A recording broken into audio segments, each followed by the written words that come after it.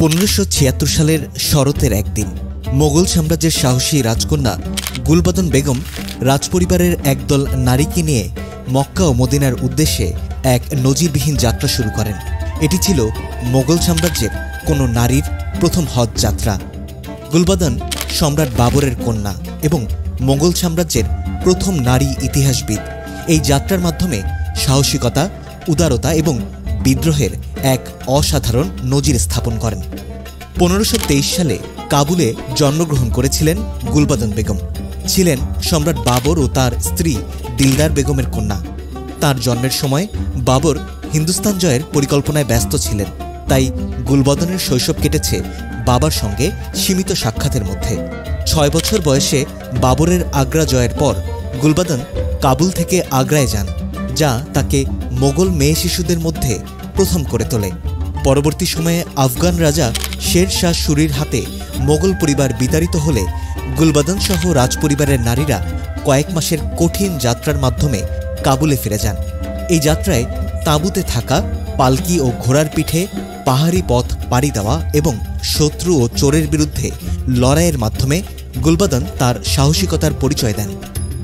বাঁধা ধরা জীবনযাপন গুলবাদনের মনকে অস্থির করে তুলেছিল।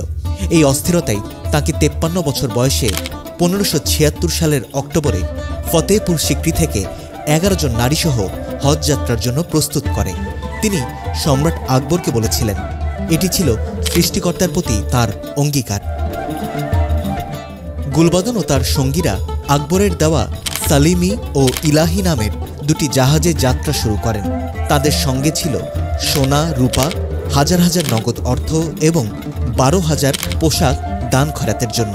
তবে মক্কার নৌপথ তখন পর্তুগিজদের নিয়ন্ত্রণে ছিল, যারা মুসলিম জাহাজ লুট করত বা পুড়িয়ে দিত। ফলে গুলবাদন ও তার দল প্রায় 1 বছর সুরাট বন্দরে আটকা পড়েন।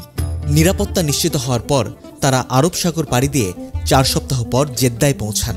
এরপর উটের পিঠে তপ্ত মরুপথ অতিক্রম করে তারা মক্কায় প্রবেশ করেন। ইতিহাসবিদদের মতে গুলবাদনের এই যাত্রার বিস্তারিত বিবরণ ঐতিহাসিক নথিতে কম পাওয়া যায়।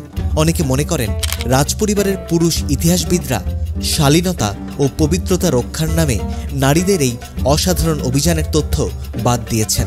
তবে যুক্তরাষ্ট্রের ইমৌরি বিশ্ববিদ্যালয়ের ইতিহাসবিদ রুবি লাল তার বই Vagabond Princess: the Great Adventures of গুলবাদনে এই যাত্রাকে সাহসিকতা, উদারতা এবং বিদ্রোহের প্রতীক হিসেবে উপস্থাপন করেছেন।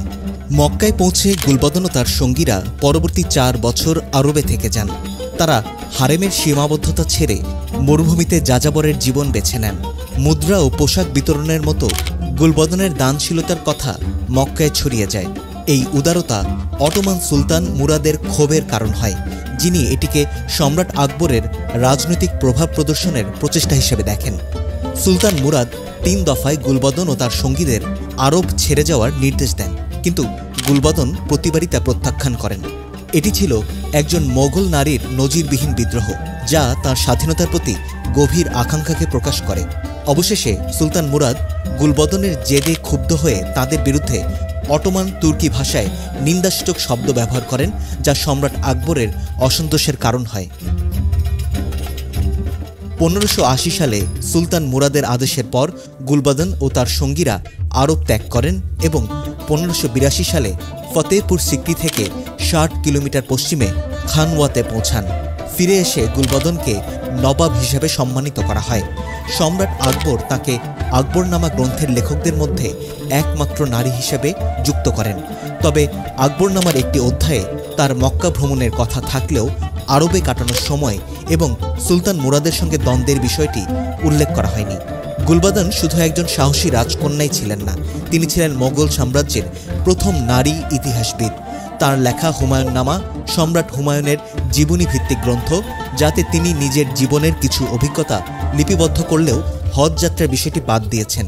এই গ্রন্থ অসম্পূর্ণ এবং এর কয়েকটি পৃষ্ঠা হারিয়ে গেছে। তাঁর এই যাত্রা মোগল সাম্রাজ্যের নারীদের সীমাবদ্ধতা ভেঙে বেরিয়ে আসার এক অসাধারণ উদাহরণ। ইতিহাসের পাতায় তার অবদান এবং সাহসের গল্প আজও অনুপ্রেরণা যোগায়।